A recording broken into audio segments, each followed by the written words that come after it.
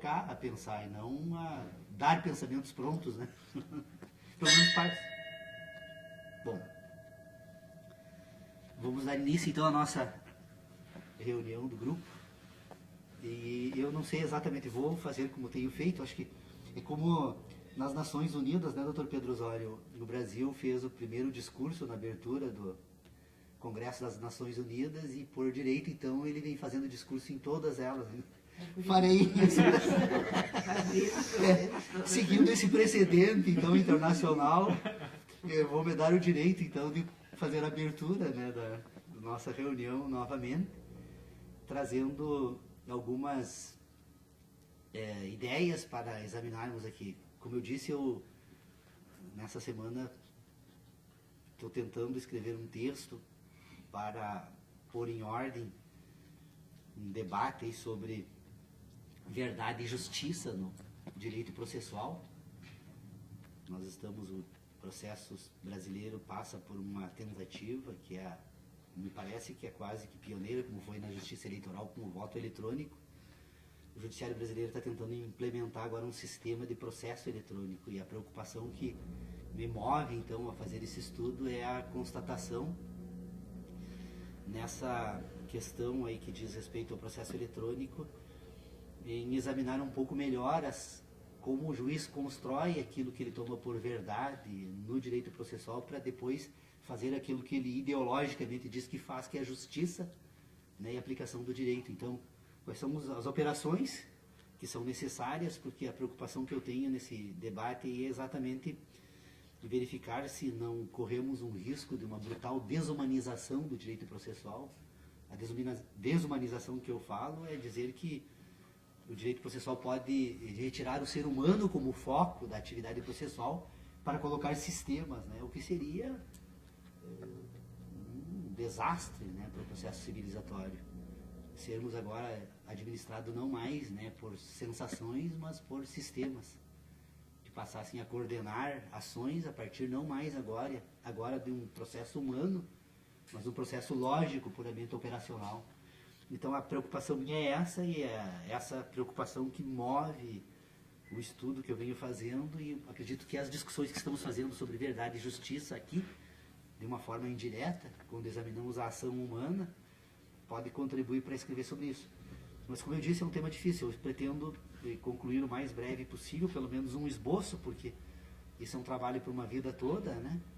Mas esse esboço eu pretendo ver se, pelo menos, até o final da próxima semana, eu consiga trazer já para entregar a crítica dos colegas aí do grupo. Mas aí, então, pegando como mote essa questão, o que eu gostaria, assim, de trazer para a nossa reflexão hoje é novamente a questão da ação humana, porque ao examinar a ação humana, agora fui provocado a refletir sobre algumas questões que ocuparam praticamente toda essa última semana, e que eu tenho certeza que nós podemos eventualmente perceber coisas novas, perceber ideias novas aí nesse sistema. Por quê? Porque o que é a ação humana?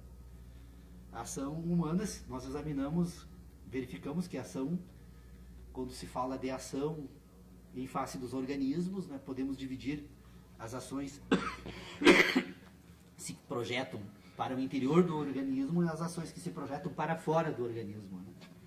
Então nós temos dois âmbitos completamente diferentes que já de um primeiro momento precisam ser separadas. Estas que se projetam para dentro do indivíduo, elas compõem um sistema de inteligência que vai ser utilizada depois para essas que se projetam para fora do indivíduo. Na verdade, a que se projeta para o indivíduo, no sentido de estrutura orgânica, e aí não estou falando do homem ainda, estou falando dos seres vivos que constituem sistemas de inteligência e que percebemos que elas existem. Então, essa é a primeira questão. Então, quando eu fui examinar então essas que se projetam para fora do indivíduo, que nós então examinamos por conta da ação, eu me dei por conta que tem todo um sistema que se organiza e se coordena para que ela ocorra. E eu acho que essa talvez seja a grande questão que nós vamos ter que tentar agora separar para verificar quais as origens destas questões que são consideradas nesse processo que se diz ação humana, né? Então, nós vamos perceber que nesta ação humana, então, tem um sistema de inteligência. E esse sistema de inteligência, ele constitui, então, um sistema de memórias e um sistema de relacionamentos. Quando nós falamos de um sistema de memórias, nós vamos perceber, então, que esse processo, esse ambiente, que é o ambiente das ações, essas ações que se projetam para dentro do organismo, elas programam o organismo. De que forma? Elas recebem impressões do mundo da natureza. Nós temos, então, um mundo da natureza em que está presente essa estrutura orgânica, e essa estrutura orgânica agora passa a receber impressões, e estas impressões, então, produzem sensações, e estas sensações, então, são ordenadas, e ao serem ordenadas essas sensações, elas vão produzir agora os mecanismos da ação. Então, a ação é um ato posterior à sensação. A ação é um ato posterior à sensação e é produto também da sensação, porque a sensação programa a ação. Programa de que forma? Primeiro, esse organismo que é programado, então, que recebe impressão. Então, por isso nós temos um sistema de impressões, que são as relações entre a estrutura orgânica e o meio em que ela está presente. Ela é impressa, ela recebe impressões. Essas impressões são ordenadas. Essas ordenações são orgânicas. Num determinado momento e num primeiro momento, estas relações que são naturais, nós reconhecemos que elas existem, mas ainda não conseguimos descrever os processos que ocorrem para que ela exista. Na verdade, todo o universo é composto de um conjunto de processos que são particulares. Embora nós temos uma universalidade em curso, que é algo que se processa no espaço, e que essa estrutura orgânica percebe, recebe impressões e, portanto, ordena estas impressões e, portanto, agora reconhece a existência de um processo em curso no espaço. Esse processo em curso no espaço, então, ele produz processos particulares.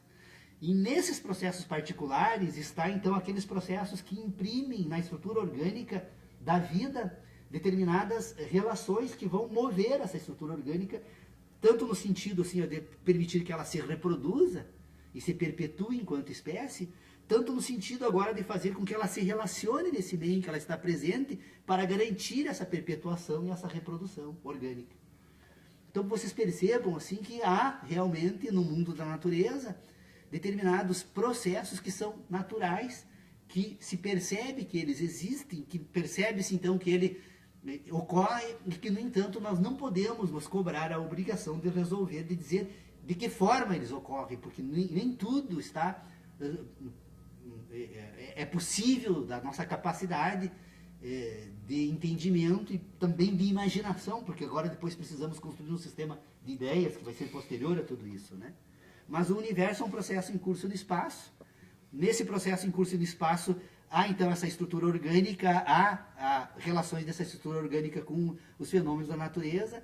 Destas relações da estrutura orgânica com os fenômenos da natureza, há um processo então que imprime nessa estrutura orgânica determinadas sensações, e ao imprimir essas sensações, a estrutura orgânica agora então ordena essas sensações e vai construir um sistema de relacionamento entre todas elas, vai no final e ao cabo desse processo tudo, então esse sistema constitui aquilo que nós chamamos de razão humana.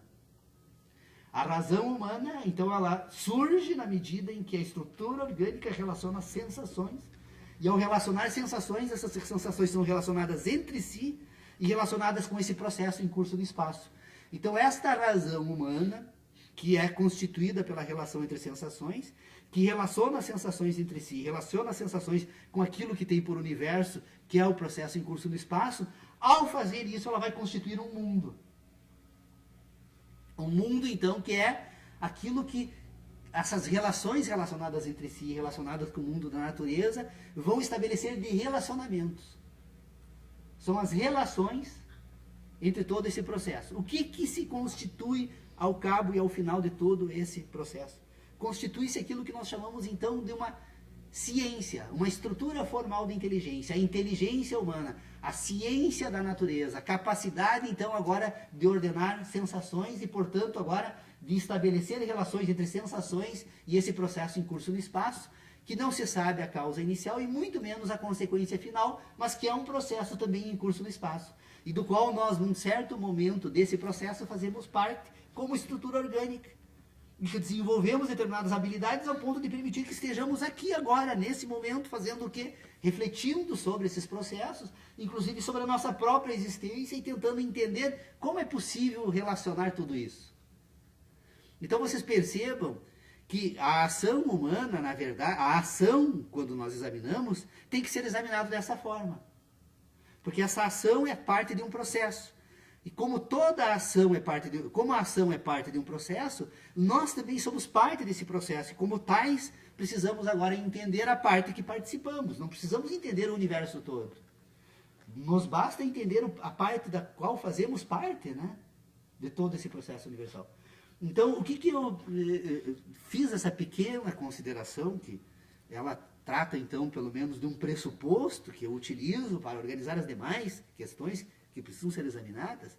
E eu comecei a tratar, então, com essas questões e me dei por conta da necessidade cada vez maior de nós tentarmos, então, para seguirmos adiante no exame da ação humana, fazermos um grande acordo aqui ou tentarmos buscar os fundamentos, porque todos nós vamos encontrar os mesmos no final e ao cabo desse debate, dessa reflexão, todos somos iguais nesses processos. Nós vamos perceber, então, que esse sistema de inteligência, ele faz uso de uma série de questões que precisam ser separadas para entender quando nós vamos utilizar uma e outra e qual o ambiente que elas se apresentam como tais. O que nós temos, então? Este ambiente que produz sensações através de impressões nessa estrutura orgânica, esta sensação, então, é o elemento central de todo o sistema que precisa ser examinado para tentar entender como ele se projeta para os demais ambientes. Então, a sensação, ela vai constituir agora, neste ambiente em que o indivíduo constitui aquilo que ele chama de razão humana, ou a capacidade de descobrir que é inteligente, que tem inteligência, que, portanto, pode fazer uso dessa inteligência, este sujeito, esta estrutura orgânica, que é o homem, então, que agora, quando examinamos a ação, vamos examinar a ação humana, esta inteligência, então, ao receber sensações, ela vai constituir nesse ambiente de relações aquilo que ela denomina de conhecimento. Por isso que a razão humana, que é o resultado final desse processo, né, ou pelo menos um resultado parcial, porque depois a própria razão se volta sobre si e se passa, né, a produzir dentro desse sistema racional agora novas categorias de inteligência que não são mais produtos da realidade, mas produtos da capacidade desse sistema conhecer esses ambientes e conhecer a si mesmo, né?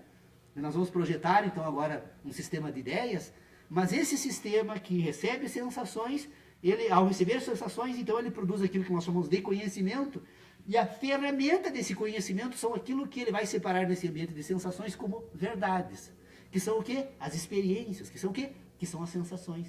Então, as verdades e as sensações, nessa estrutura orgânica, tratam de apenas uma diferente dimensão do mesmo tema.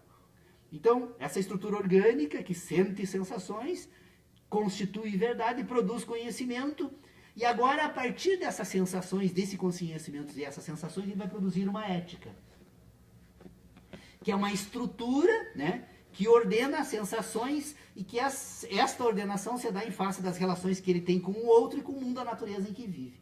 São relações orgânicas. A ética é uma relação de sensação, de sentido, no sentido de resultado final desse processo de sensações. Bom, esta ética, então, é o que vai coordenar a ação humana. Porque, na verdade, toda a ação humana agora é uma ação produzida das relações, resultado das verdades. A verdade coordena, então, a ação humana. Toda a ação humana, ela está fundamentada numa verdade. E a verdade é uma sensação, e é um conhecimento, e é uma ética. Até aqui ainda nós não examinamos esse indivíduo que produz esse sistema que nós denominamos de racional e que permite, então, agora pensar sobre tudo isso, né? Esse indivíduo, então, que produz a razão, agora ele constitui um outro ambiente de relacionamentos, que é o que vai permitir também fazer uso destas questões que dizem respeito à produção das sensações, que é o indivíduo que desenvolve a capacidade, então, quando produz a razão, ele desenvolve a capacidade de pensar, de ter ideias. As ideias desse indivíduo, então, elas serão constituídas pelo quê? Bom, dentro desse ambiente de inteligência que produzem relações, e estas relações são constituídas de forma orgânica, essas relações, então, nós já examinamos aqui, eu precisaria retomar rapidamente, mas não é preciso colocar isso em ordem, porque faz parte da discussão. esta estrutura orgânica agora, ela, de posse então dessa competência que nós já examinamos aqui no sistema heptanimal de inteligência, que tem uma inteligência endógena e tem uma inteligência exógena, essa inteligência exógena, que é aquela que permite, então, essa estrutura orgânica reconhecer a presença do universo e, portanto, agora produzir um sistema de ideias, essa inteligência exógena, então, ela tem 4 sentidos orgânicos e um lógico. Esses 4 sentidos orgânicos, que é olfato, gosto, audição e olfato, tato, gosto, audição e olfato, que são relações diretas entre a estrutura orgânica e o meio em que ela está presente, ela é auxiliada por uma outra estrutura orgânica que diz respeito, então, à produção de um sistema de ideias que é a visão. A visão, na verdade, é um processo lógico que se opera através da retina entre essa estrutura orgânica e o meio externo, em que ela, decifrando diferentes comprimentos de ondas luminosas e ordenando logicamente isso, ela constitui um sistema de inteligência que está muito mais próximo das ideias do que das sensações, porque ela não tem sensação. A visão não produz sensações. A visão, ela produz representações. E estas representações são de natureza lógica, que estão mais próximas, então, de uma competência que o ser humano tem, que ele descobre que tem quando reflete sobre os raciocínios matemáticos. Então, esse sistema de ideias vai fazer uso de um sistema de certezas. O sistema de certezas são relações entre ideias relacionadas entre si. Então, como elas encontram identidade entre elas, elas passam a servir de referência na constituição de um sistema de inteligência que vai ordenar, inclusive, depois as relações produzidas pelo cérebro, que são visuais. Então, nós temos esse sistema que tem ideias, tem certezas, e das verdades e das impressões e das sensações recebidas dessas relações da estrutura orgânica comum da natureza, ela vai constituir agora um ambiente de expectativas. Ela aprende com a pela sucessão de processos que se dão no âmbito do universo. Ela percebe que determinados processos parecem repetir-se, e dessa repetição ela cria expectativas e ela aguarda novas repetições, e portanto agora, que na verdade não são repetições, são apenas sucessões, as repetições se dão apenas no ambiente das ideias, ela vai constituir um sistema de crenças. Então, essa estrutura racional, que tem a capacidade de desenvolver uma razão, que produz ideias, que tem certezas, que tem crenças, vai construir agora um ambiente de moralidade. Nós temos um indivíduo agora que ordena ideias, que tem certezas e que tem crenças, e que, portanto, agora, a partir da capacidade de ter ideias, de ter certezas e ter crenças, ele constitui uma moralidade. A moralidade agora que vai constituir um outro âmbito de inteligência que vai ordenar, então, o sistema de inteligência do indivíduo que pensa. Nós temos um indivíduo, então, que sente, é um indivíduo ético. Nós temos um indivíduo que pensa, que é um indivíduo moral. O indivíduo moral e o indivíduo ético, então, agora coordenam a ação humana. A depender das estruturas e das questões que são utilizadas. E aí, essa semana, eu me dei por conta que percebam a importância dessa, pelo menos, chamada de atenção. Os mortos estão sempre governando os vivos, dizia o nosso filósofo Leonardo aqui. Eu acabo de ser governado, em parte, ao ordenar minhas ideias por um morto, que é David Hume. Quando ele me dei por conta dessa distinção que ele explicava sobre a ciência, filosofia moral ou ciência da natureza humana, ele dizia que havia então a possibilidade de um sistema de inteligência que buscasse melhorar os costumes e um sistema de inteligência que buscasse investigar a natureza humana. Na verdade, eu me dei por conta agora, refletindo essa semana novamente sobre o texto, quando ele diz que a ciência que busca melhorar os costumes, na verdade, ele estaria também dizendo uma ciência que busca melhorar a ação humana. Se tem um ser humano que age, então, é possível constituir um sistema que busque melhorar a ação, ou se tem um indivíduo que pensa, tem um sistema de inteligência que busca melhorar o entendimento do indivíduo. Então, eu me dei por conta, por que os antigos e determinadas instituições que são milenares aí entre nós, elas não têm postulados morais, elas têm rituais. Porque entre os antigos, a forma de transmitir o conhecimento não era uma forma puramente verbal, era um sistema de ações que nós vamos encontrar em algumas instituições e que vamos encontrar, já que eu iniciei falando e vou encerrar agora, porque eu estou vendo que bem no fim vou monopolizar, e eu poderia ficar o dia todo falando sobre esse assunto e eu ainda não conseguiria esgotar a quantidade de relações que é possível construir nesse meio, né? Mas eu me dei por conta que no estudo do processo romano, o processo civil romano, até hoje os processualistas se encontram completamente atrapalhados no entendimento de uma questão que no direito civil romano não era um sistema de direitos subjetivos ou postulados morais com tutela da força, como nós temos no direito entre nós até hoje, mas era um sistema de ações. Quer dizer, se transmitia a informação entre os antigos no âmbito do direito, não com enunciados categóricos, mas com descrição de ações. Então o direito era buscado de um sistema de ações que venha comprovar a minha suspeita, né, de que entre os antigos a organização das atividades ou das relações entre os antigos não era um sistema baseado num sistema puramente moral, mas um sistema de ações, de organização de ações. Como dizia David Hume, né, a filosofia moral, o objetivo é melhorar os costumes, que na verdade é melhorar as ações, e a educação então teria que ser voltada para as ações e não para as ideias. Então isso, se essa minha reflexão estiver correta, isso dá um trabalho maravilhoso de investigação a respeito de como se produzia conhecimento entre os antigos. E isso põe também sob suspeita muita obra escrita aí durante um certo período da história da humanidade. Bom, encerro por aqui minha intervenção e acho que, me parece que tenho ideias novas aí, será que não? Eu tenho uma sugestão. Ou não, antigas, só mais melhor ordenadas. A minha sugestão, né? Eu acredito que acrescentasse uma matéria a mais na hora, no momento de fazer essa análise, de se aprofundar mais, que se chama lógica matemática de Euclides. Só isso. Perfeito, mas é que na verdade ela está pressuposta aqui, né? Porque quando nós falamos do sistema de inteligência moral, que faz uso então de uma estrutura que também é orgânica, na verdade nós não sabemos exatamente como funcionam todos os nossos processos que nos permitem pensar, porque ele é resultado de um sistema que nós até agora conseguimos entender porque estamos ordenando sensações. E é bem possível que esses processos todos, alguns deles não produzam sensações nos seres humanos, nas estruturas orgânicas das quais somos nós. Então, pelo fato de não produzir sensações, e talvez não produzir sensações de forma direta, como nós estamos acostumados a interpretar na natureza, nós não conseguimos entender. Mas é provável que existam fenômenos que estejam operando nos processos não apenas lógicos, né, mas orgânicos, e entre os elementos da natureza, que estejam fora do nosso exame, porque estão fora das nossas sensações.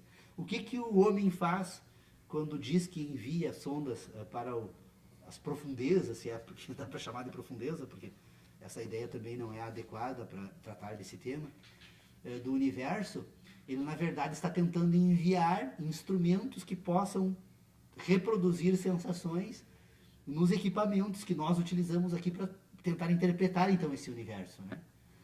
Na verdade, todo o esforço humano é para ampliar o âmbito de incidência das suas sensações, porque a sensação é o ponto central de qualquer sistema de inteligência. O grande erro da filosofia, que não foi o objetivo de Kant, a crítica da razão pura não foi fazer isso, embora ele tenha se voltado para um exame de um âmbito da razão, de um âmbito do sistema de inteligência que era a razão, mas com a obra de Kant, toda a filosofia se sentiu desobrigada de examinar essas questões, porque elas sempre perturbam a filosofia.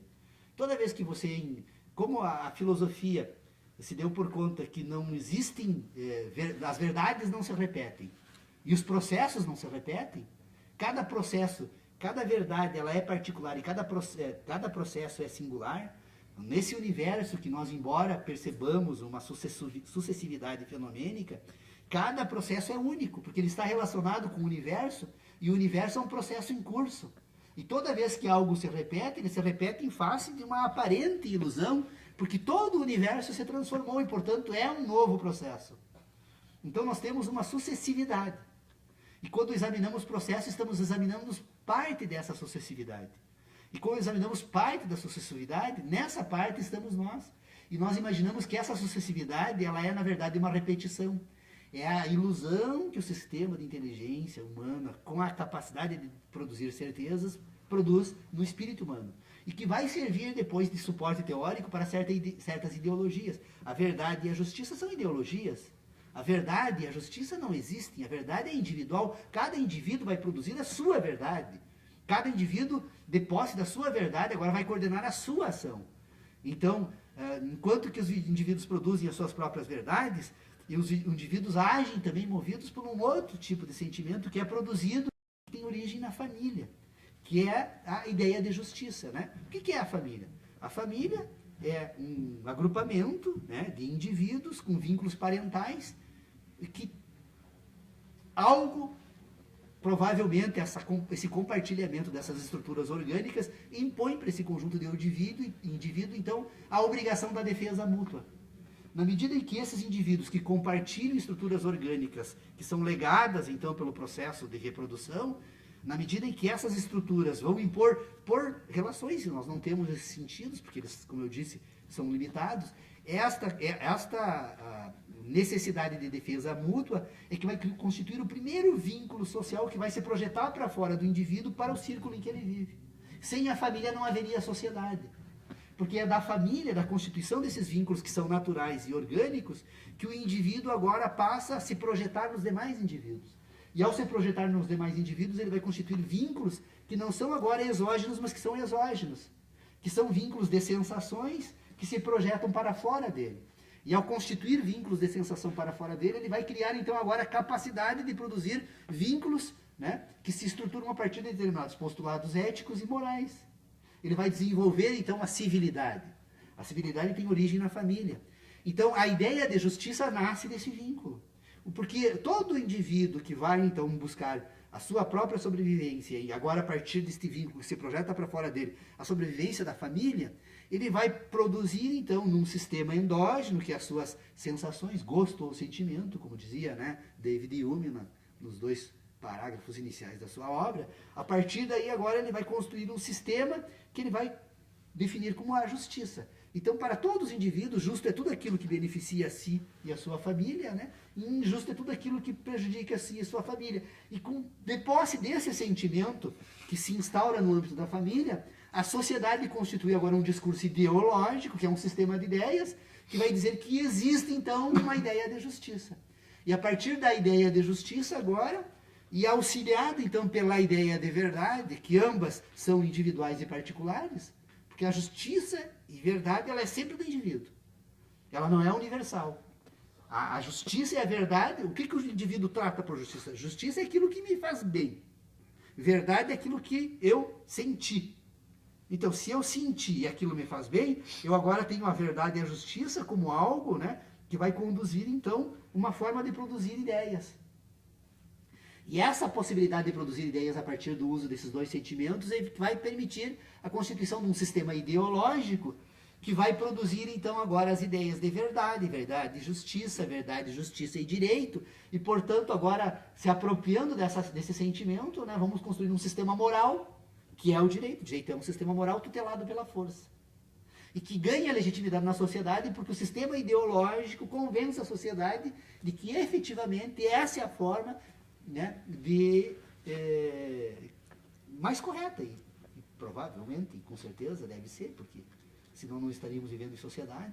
Mas, na verdade, as ideias de justiça e a ideia de verdade são noções ideológicas que servem de fundamento para a produção de um sistema moral. Então, vocês vejam como transita desse mundo das sensações para o mundo das ideias, determinadas categorias de inteligência, que servem à sociedade, mas que nascem aonde? Na família. É a família que produz o primeiro vínculo, que se projeta para fora do indivíduo. Eu estou curioso, porque eu não fui estudar sobre o assunto, mas comecei a me dar por conta quais são os animais que constituem famílias. As aves e os mamíferos. E as abelhas. Mas as abelhas, na verdade, em função da colmeia, e não em função de relações mais orgânicas, né? Interessante isso. A família é a base. Né? A base da constituição de um sistema que vai projetar, então, agora para fora do indivíduo a ideia de justiça. Senão, a justiça seria sempre individual. E viveria em caos o ser humano, porque estaria sempre em guerra, né? Um submetendo o outro. Passa do clã para a tribo. Mas aí aí a sociedade. É quando ela se projeta para a sociedade, é o dever de defesa mútua, né? E depois uns são sunitas, outros são xiitas e tal. Os dois têm razão. Sim, todos têm verdades. Os dois têm a verdade. Os dois têm a Por verdade. exemplo, E ele se protege. E esse sentimento, ele vai, vocês percebam assim, ó, é um sentimento que nasce na família, se projeta para a sociedade e depois para a nação. Então ela está vinculada ao quê? Ela tem um sentimento de territorialidade aqui. Esse espírito, por exemplo, de universalidade, ela se dá ainda dentro da ideia de nação. Nós não conseguimos construir um sistema que seja universal. Porque nós estamos divididos a partir de verdades. Porque estas comunidades, esses agrupamentos familiares que constituem agora um sistema moral, eles vão constituir diferentes sistemas morais. E os diferentes sistemas morais é que vão conduzir, então, agora a validação das verdades nesse ambiente em que eles vivem. Porque as verdades precisam receber validade social. É uma busca de validade que depois vai dar a eficácia. Olha, é o mesmo percurso da norma jurídica, né, doutor Pedro Osório? A validade é que dá a eficácia. Na medida em que torna válido um determinado sistema moral, ele dá a eficácia e também divide, né, nações.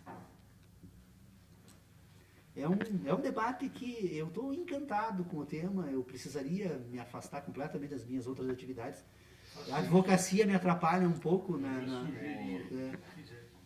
e preciso escrever sobre isso, porque realmente eu nunca tive tão claramente colocadas todas essas ideias. Sim. E que estamos exercitando aqui, né? Que eu acho que é uma produção nossa, coletiva. Paulo, no contrário, para mim a família é a destruição moral da sociedade. Completamente, mas nem vamos entrar, não é. É que eu parto da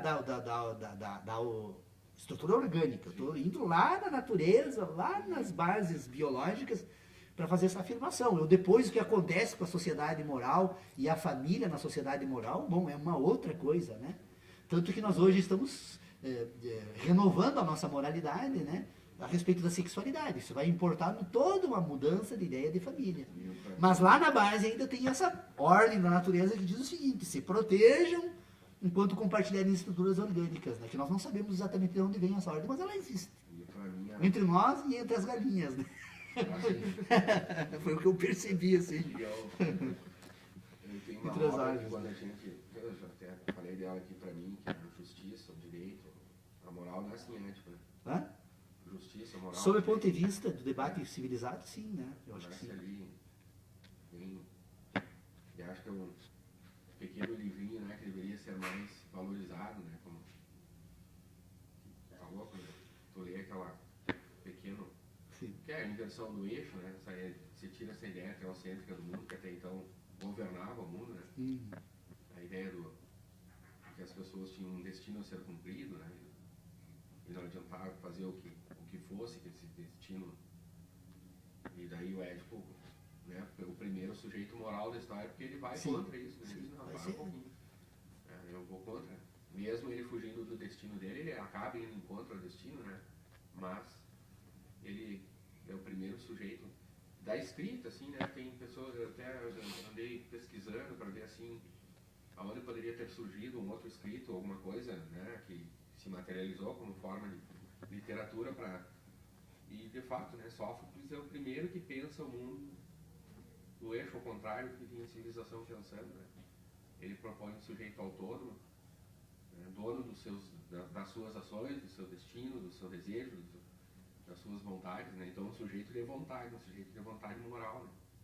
Pode ser, bem interessante. Então, quando ele percebe que existe por trás da triste história dele uma verdade a ser buscada, porque é dele, né? Então, não é verdade no sentido de justiça, né? Ele faz o primeiro processo investigatório da história, que é ouvir testemunhas. Ele começa a chamar pessoas para ouvir, né? Então ninguém ouvia o se consultava, agora não esqueci o oráculo. O oráculo, né? Então eu ia lá no oráculo, né? E ele também quebra com essa tradição, né? Que o oráculo impõe a ele.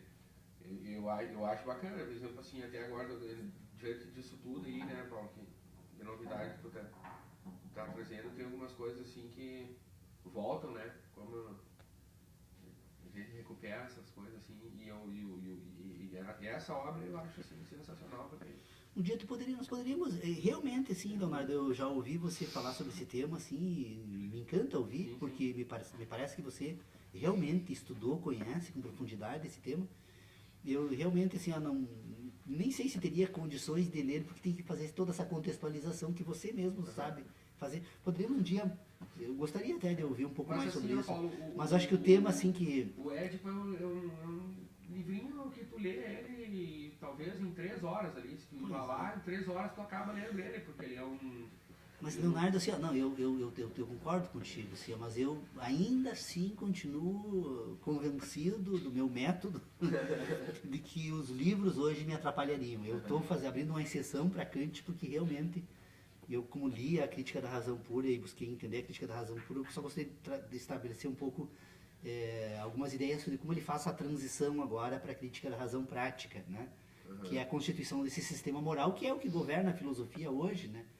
Então, como eu estou a fim de discutir de forma mais científica esse tema com alguns especialistas dessa área, acho que não ficaria bem, né?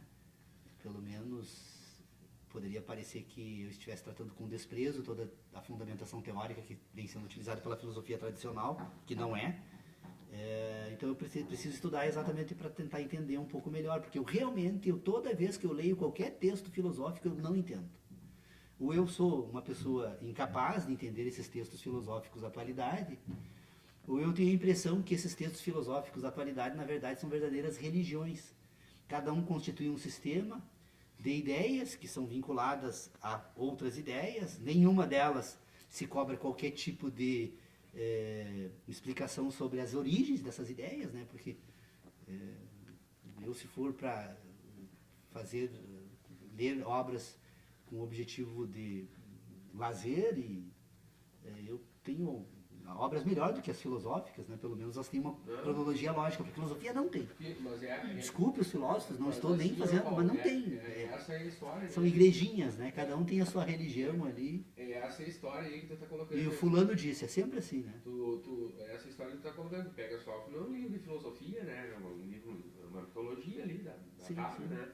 E que tu vê muito mais filosofia ali, se tu mergulhar na história. Ah, sim, do que hoje. Do que hoje, né? Porque aí tu começa a perceber, porque ali no Ético Rei não está escrito, é o primeiro conceito de criar um sujeito moral. Sim. Não, tu percebe que é porque até então não existia isso. Né? Então é o exercício de tu pegar uma obra, um poema, uma ode, sei lá, a forma como eles escreviam, uma peça literária. Dessa forma. Que de alguma forma te desperta um pensar filosófico muito mais profundo do que muita obra de filosofia que eu leio. Né? Eu concordo contigo, um pouquinho tu lê ali, tá, fica aquela... E não sai nada, né? O que me encanta agora nessa reflexão sobre a questão da literatura, e a literatura no sentido assim é que me parece que não seria muito, assim como eu tenho para mim que certas façanhas da humanidade, entre elas a própria questão da ida do homem à lua, né? Pode ser produto de uma história, de uma realidade, né? Eu começo a me perguntar até que ponto certas obras que nós temos como obras antigas não tenham sido escritas para servir de justificação a certas ações em certos momentos históricos, né? A própria história, né? Paulo, que é um legado escrito, né? Eu pego Dostoiévski, por exemplo, e eu vejo muito mais filosofia em Dostoiévski do que, sabe? Pelo amor de Deus, pega uma obra do cara ali, tá? É literatura, é ficção, é uma história que ele conta, ele não está pregando filosofia, conteúdo, né? Mas, para mim, Dostoiévski é um grande filósofo, né? Ele tem uma coisa, seria muito melhor se lesse Dostoiévski em russo, porque as traduções, eu posso dizer, já não correspondem exatamente. É que, na verdade, questões de expressões, a atualização da linguagem, eu examinando, porque como eu li várias vezes essa questão, esses parágrafos, 2 parágrafos ali do Hume, né? Porque realmente não precisa ler a obra, ali está todo o dilema, né, que a gente precisa enfrentar, e ele provoca de forma muito bem nessa questão. quando ele diz ali, né, que enquanto um sistema filosófico, né, ele buscava formar um entendimento em vez de melhorar os costumes, a ideia costume tem que ser entendida sobre o contexto da obra de ação, até porque é mais lógico de um sistema que se diz empirista, né? O empirismo vai coordenar o quê? Vai trabalhar a partir das ações, né? Então, você veja, e aí você pega lá a tradução para o português, eu estou falando de uma tradução do alemão, do inglês, aliás, essa do Hume para o português. Agora imagine a tradução do francês para o português. Pega o início do discurso sobre o método, né, que fala que todo o ser humano se julga suficientemente provida de bom senso, quando na verdade é óbvio, pela leitura de toda a obra, que o que ele está dizendo ali, que todo ser humano se sente suficientemente provido da capacidade de entender algo. É isso. E aí, se você coloca a palavra bom senso, você destrói completamente a obra, porque o sentido de bom senso para nós hoje é completamente diferente. E por isso que eu acho a tradução, ela não precisa, ela não pode se dar unicamente no plano da língua. Ela tem que buscar os fins últimos buscados pelo autor. E tem certas palavras que no curso da história, eu já ouvi falar, não saberia dar exemplos aqui, mas eu acredito que alguém com mais conhecimento sobre linguagem do que eu teria, tem determinadas expressões que, com o curso da história, elas viram exatamente o contrário do que significavam num certo momento. Então, eu acho que tem todo um trabalho, e aí nós temos que parar com essa nossa mania de traduzir obras. A traduzir obras é uma nova obra, o tradutor assume a responsabilidade, não é mais do autor original. Então, ele faça o que quiser com a obra. Ele traduza do jeito que ele quiser, ele tem essa obrigação moral. Porque quando ele está dialogando com o antigo, especialmente na filosofia, e que quando ele está trazendo essas ideias do antigo, ele tem que se colocar na antiguidade. E não tentar fazer do antigo um moderno, né? Porque os dois trabalham com sistemas de inteligência completamente diferentes. Então, como Kant, a melhor obra de Kant, que todos os kantianos aí que eu ouvi falar, me surpreende, jamais terem referido essa obra, que é o Manual dos Cursos de Lógica Geral. Em verdade, nem de Kant é. É uma obra que foi escrita por Gottlob Eske, né, sob a supervisão de Kant, e a obra também não era nem de Gottlob Eske, porque o que ele fez foi atualizar um compêndio de lógica geral de Meyer. Então, o Gottlob Eske atualizou uma obra de Meyer sob a coordenação de Kant, e Kant ensinou. Qual é o problema? O resultado final não é mais a obra de Meyer, não é mais a de Gottlob, nem mesmo a de Kant. É um produto final, é um resultado final do trabalho que ele assinou porque estava sob a coordenação dele. Não, essas são as minhas ideias, né? Então, eu acho que nós precisamos, quem sabe, se formos voltar para a filosofia, até em respeito aos filósofos que estamos trazendo, vamos tentar entender o que eles tentaram entender, porque nós, na verdade, usamos o discurso da autoridade, pegamos 2 ou 3 frases deles, né? E depois começamos a defender as nossas ideias, e toda vez que somos questionados, ao invés de explicar o que nós entendemos, ou não, foi fulano que disse. Eu não tenho responsabilidade para dizer como eu entendi isso. A filosofia está assim hoje. Tu cobra? Não, o mundo não me interessa. Mas, Paulo, eu estou examinando as Paulo, ideias sobre o mundo, mas né? não é a filosofia. É o filósofo. É a academia, Paulo, me desculpe. A filosofia, tem a filosofia moderna e filósofos modernos e contemporâneos nossos ali que estão, cara, pelo amor de Deus, não tem nada a ver com o que tu está dizendo aí. Eles estão libertos desse... Isso aí é um modelo acadêmico, cara, que é de reprodução de conhecimento. Nota de rodapé. Sabe, é aquilo ali, é lá onde vocês habitam e vocês dão aula. É lá no mundo de vocês, isso aí. Sabe? Então, o que tu percebe lá é isso, essa eterna reprodução, e quanto mais eu cito, mais rodapé eu ponho, quanto mais, né, mais inteligente eu me pareço diante do mundo, né, quanto mais frases decoradas eu sei de tal autor, mais sábio parece que eu fico, né, e reprodutores, blá blá blá blá blá blá blá blá. Né? Eu estava falando de filosofia, no meu tempo lá, eu estava estudando filosofia, eu digo, cara, vocês não fazem, isso aqui não é para transformar as pessoas num filósofo, é para fazer professores de filosofia. Né? Dar aula aí no 2º grau, para dar aula na academia, vir aqui, repetir. Produzir riquezas. Né? Exato. Finalidade é produzir riquezas. Você prepara o que o liceu, que a academia, na lógica de né? consumo. Que a academia platônica pretendia, o que o liceu lá, proposto pelo Aristóteles, era produzir filósofos. Os caras saíram dali para pensar o mundo, né? Tanto Paulo, que é um absurdo, que tu chega pro cara e diz, qual é a tua profissão? Ah, eu sou médico, eu sou advogado, eu sou psicólogo, eu sou biólogo. E é do senhor aí que fala assim, eu sou professor de filosofia. Os caras não assumem nem a condição de ser filósofo. Se tu perguntar para um filósofo formado, ele vai dizer que é professor de filosofia. Ele não vai dizer que ele é filósofo. Se tu perguntar para um historiador, ele vai dizer, eu sou um historiador. Se tu perguntar para um cara formado em direito, ele vai dizer, não, eu sou um advogado. Se tu perguntar para um cara formado em odontologia, ele vai dizer, não, eu sou um dentista. Quer dizer, nem o próprio formado na filosofia se assume como filósofo. Mas eu acho que a filosofia não se forma na academia, a filosofia tem que ser fora da academia. Exato. Ela tem que ser, inclusive, a fiscal da academia. Mas, exato. O dia que o filósofo se insere na academia, ele agora se entrou na lógica da produção da riqueza e, portanto, ele não tem mais liberdade, inclusive, de fazer o trabalho dele de filosofia, né? Ele vai ter que reproduzir. E produzir, né? Mais do que reproduzir, produzir. As aulas do Deleuze na Sorbonne, né? Desmontaram com a ideia, todo mundo sentado no chão lá, fumando e bebendo, não sei o quê, e vamos falar sobre filosofia, né?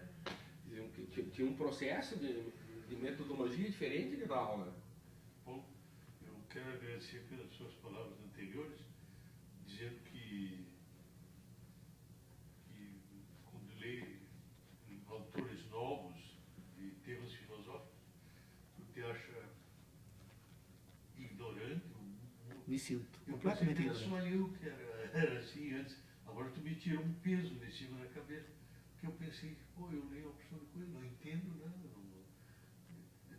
Deve ser só eu, toda a turma que está lá entende tudo perfeitamente, né? 1, 2, 3. Foi o que me chamou para a filosofia, porque E eu não entendo nada, né? Eu vou ficar de bico calado lá, mas agora tu me tira um peso da cabeça. Um peso de, quer dizer que não sou só eu, já somos dois que não entendemos. eu fui uma vez assistir um evento, nem vou dizer onde, porque não é esse o objetivo, em que um filósofo falou sobre a filosofia moderna de Descartes a Kant. Ele conseguiu falar durante quase 1 hora sem citar uma vez o discurso sobre o método e nem uma vez a crítica da razão pura.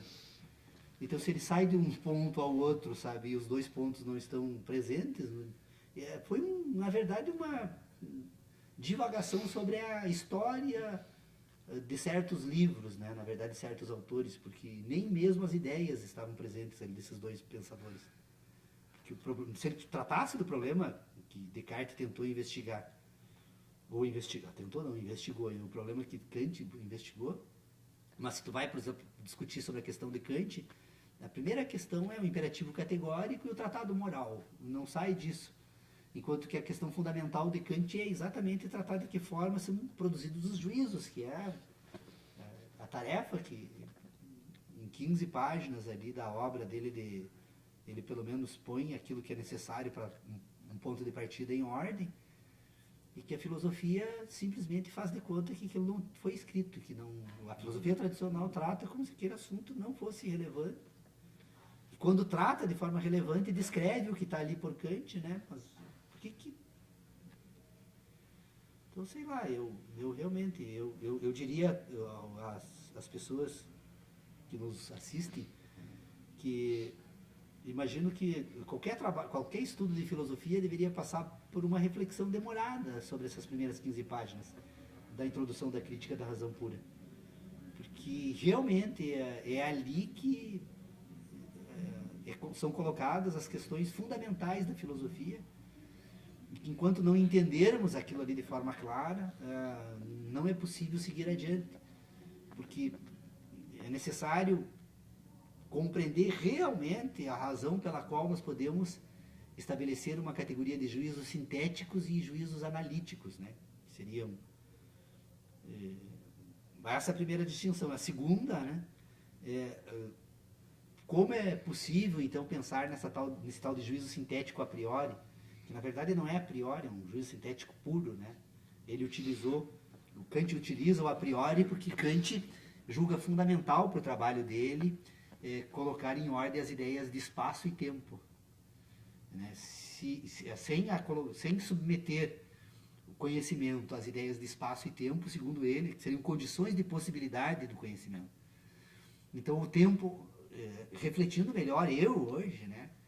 Eu acredito que se Kant estivesse aqui, ele concordaria comigo, refletindo melhor sobre isso, eu percebi, pelo menos para as minhas investigações, que a categoria de tempo não é uma categoria da filosofia. O tempo é uma criação da inteligência humana, porque como a inteligência humana trabalha com um sistema de relacionamentos, faltava nesse processo em curso do espaço pontos de referência para ele criar o relacionamento. Então, como esse universo se apresenta como uma totalidade, e como nessa totalidade eu não posso separar partes, então eu introduzo a ideia de tempo, porque daí no mundo fenomênico eu tenho um ponto inicial, um ponto final, e dessas duas ligações eu coloco a ideia de tempo. É o que vai explicar, né, a existência humana, vai explicar o processo que compõe a existência dos peixes, das árvores, da mudança do tempo, as mudanças climáticas, porque nessa totalidade que não tem partes, na parte que eu participo eu identifico certas referências e eu situo uma e outra e ligo uma outra com a ideia de tempo. E o humano tempo é sempre movimento. E o humano precisa disso, né? Mas não é não, mas como eu vejo isso no Facebook, né? Todas segunda-feira as pessoas estão dando como se o mundo estivesse começando novamente, né? Esses dias eu até fiz uma brincadeira, eu disse assim, minha semana começou desde que eu nasci, né? Ela não para de... Mas tu veja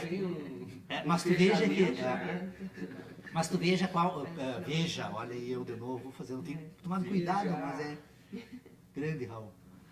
Perceba que, na verdade, o Kant vai falar de juízo sintético a priori porque ele submetia a categoria de tempo.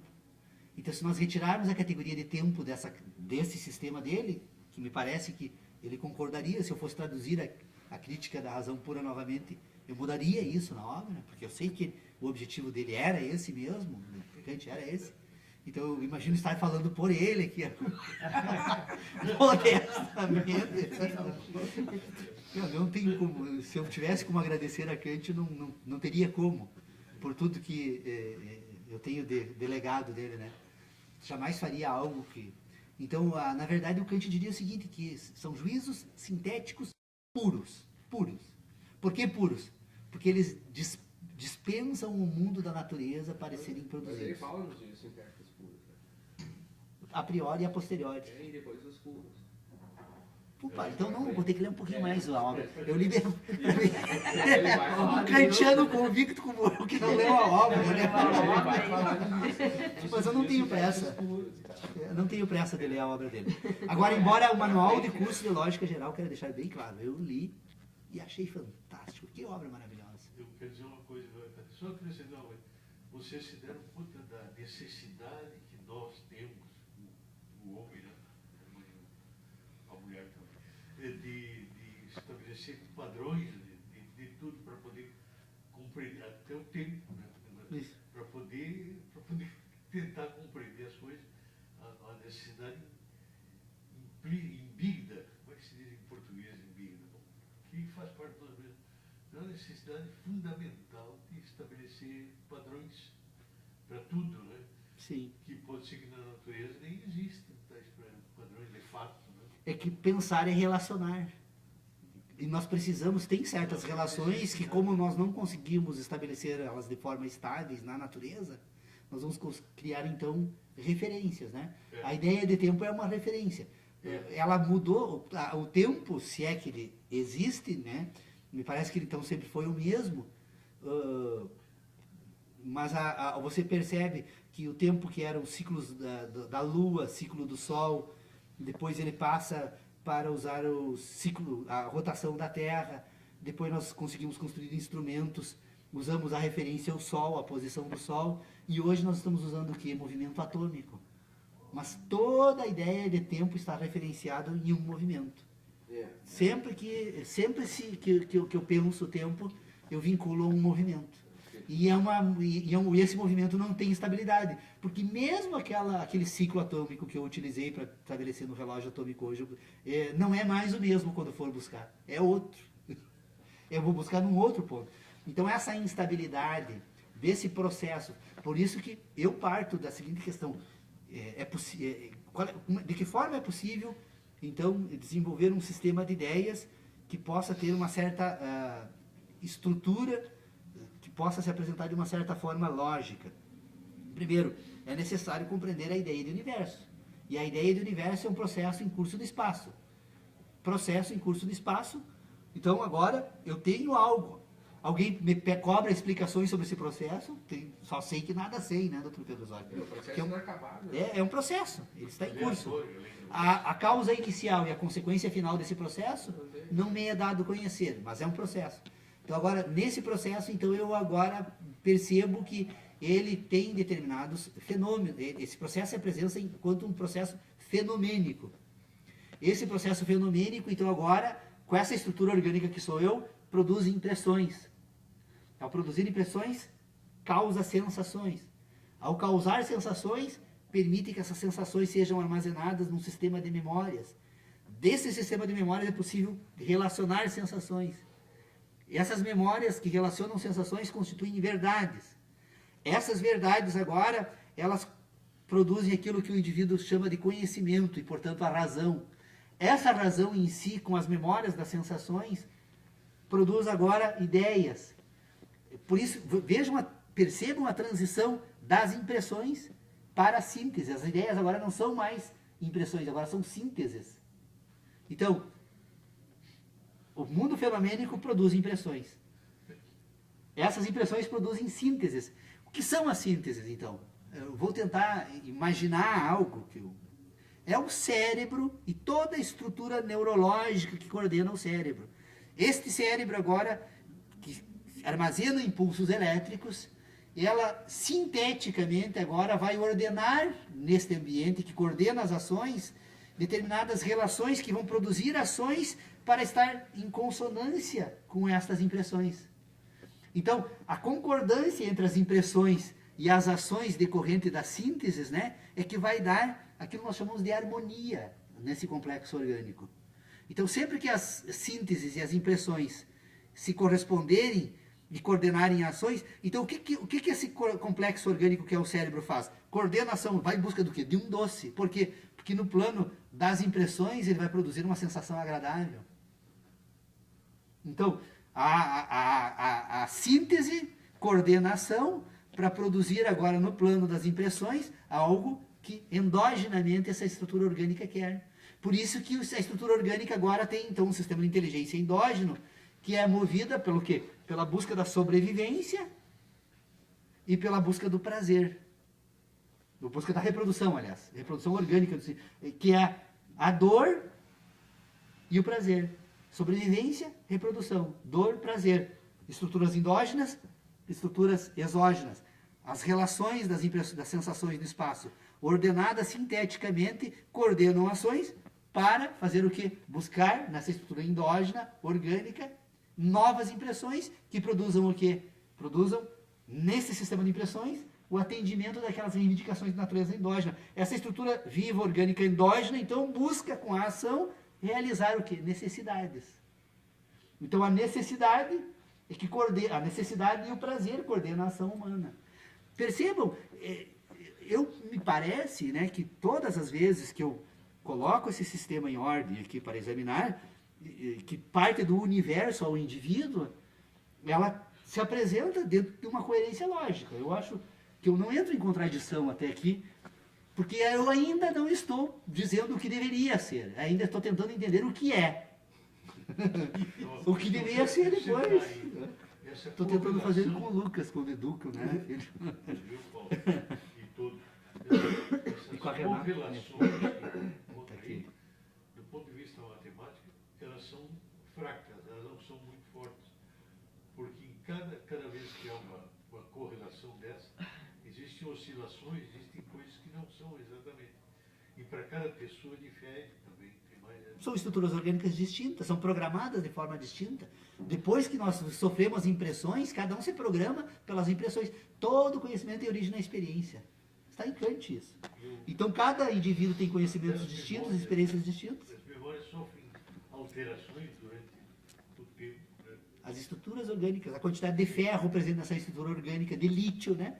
A própria capacidade, por exemplo, tem pessoas que desenvolvem bipolaridade. Por quê? Porque a falta, o exagero do lítio no organismo muda, inclusive, a coordenação entre as ações e impressões. Aí depois, no mundo da natureza, não há mais ordem, há caos. Graças a Deus, né? Então, graças Graças a Deus que existiu Nietzsche na filosofia. E o Nietzsche na filosofia e o lítio na ciência. Na farmácia, né? Somos únicos e somos... Não tem. Não tem. Cada um é um e não Cada tem um. Nada mesmo. Cada um tem o homem. Não, tem um sujeito. Dotado de vontade, contradição, dor. Né? Que bom.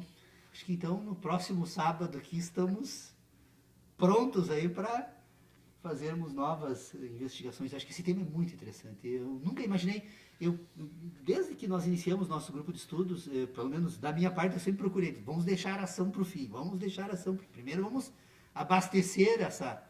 Mas é onde pega a coisa. Agora realmente o assunto vai ganhar vida, né? Onde Humana. pega, né, Paulo? Então esse homem que dá ação, ele já não é mais o homem só do conteúdo, do conceito. Né? Ele tem que ir para além disso, né?